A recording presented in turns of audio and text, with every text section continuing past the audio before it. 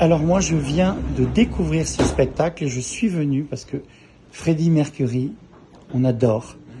Et je me suis retrouvé devant vous, qui êtes rempli d'énergie, d'une énergie débordante, touchant, vraiment touchant, drôle, avec un spectacle incroyable, avec un public qui ouvre grand les yeux parce qu'il y a une lumière de dingue.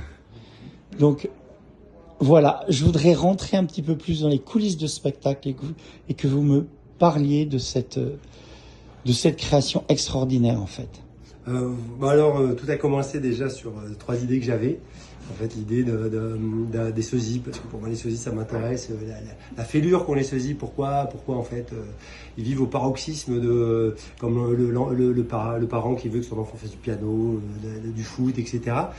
Et ils vivent par procuration quoi quelque part. Et là avec le sosie, c'est des gens qui, on a vu des reportages qui, si un sosie trompe sa femme, il va tromper sa femme, tout ça. Donc psychologiquement ça nous intéressait beaucoup. Et puis on voulait faire un spectacle avec de la musique de Queen parce qu'on aime beaucoup la musique de Queen. C'est très théâtral pour nous. Il y a une vie dedans, il y a une histoire très forte. Et puis j'avais un monologue que j'avais écrit, une discussion avec mon père décédé, d'une conversation que j'aurais pu avoir avec lui, de choses qui n'avaient pas été réglées. Et en fait, ces 3 idées comme ça, je me suis dit, mais si je les mettais ensemble, si un sosie, c'était le sosie de Freddie Mercury, ça aurait de la gueule. Tant qu'elle est un sosie, autant que ça soit rock. Bien sûr. Et puis avec ce concept de se dire, pourquoi il a une fêlure ? Il a une fêlure parce que, effectivement, son père, il a des problèmes avec. Il cherche un père de substitution. Il cherche quelqu'un pour lui prendre la main et l'amener là où il a envie de rêver. Et voilà comment est né Jean-François. Jean-François qui est né parce que Jean, comme tous les gens, et François comme tous les Français. Voilà, c'est une association de prénoms pour dire qu'il y a un Jean-François en chacun de nous. Il est encore en moi, je suis très content de l'exprimer encore aujourd'hui. Vous l'exprimez beaucoup. Et non, mais parce que en fait, ce qui est important pour moi, c'est que on a tous cette part d'enfant. Oui, bien sûr. Alors évidemment, c'est des codes compliqués, puisqu'il a toujours 15 ans dans sa tête un peu. Et il y a des choses, on se dit, mais on fait pas des choses comme ça en société, donc il y a des règles de la société qu'il n'a pas. Et en même temps, il le fait pas méchamment. Tout le monde a beaucoup d'empathie pour lui, parce que c'est pas un méchant, c'est vraiment pas un méchant.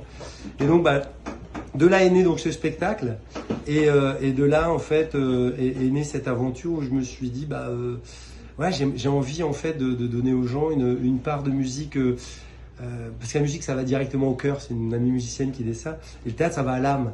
Et en fait c'est faire cette espèce de caresse comme ça, de mélange entre les deux, où chaque fois on caresse le cœur, l'âme, on peut pleurer, rire, tout d'un coup voir des choses qui bougent, et puis c'est le grand écart d'un homme ordinaire qui fait des choses extraordinaires, et on va de l'Intermarché à Wembley quoi, c'est quand même dingue. Oui.